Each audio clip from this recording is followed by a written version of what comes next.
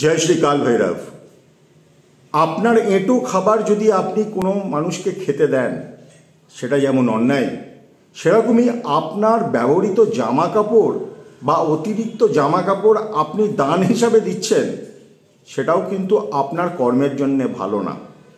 এতে আপনার বিবিধ রকম অসুবিধে হতে পারে এবং সবথেকে বড় জিনিস যেটা, আপনার শুক্র গ্রহ খারাপ হতে পারে এবং রাহু স্ট্রং হতে পারে। যদি এরকম কোনো ঘটনা ঘটে কি আপনার অতিরিক্ত জামা কাপড় আপনি দিতে চান, তাহলে নিশ্চয়ই দেবেন, কিন্তু তার বিনিময়ে 1 টাকা হলেও নেবেন। দ্বিতীয় জিনিস হচ্ছে, আমরা যে বাড়িতে মাঝে মধ্যে বই খাতা নিউজ পেপার বিক্রি করি, জঞ্জাল সাফ করি, এই যে টাকা আমরা পাই, এই দিয়ে কখনো বাড়ির খাবার কিনবেন না। এই দুটো জিনিস মাথায় রাখুন।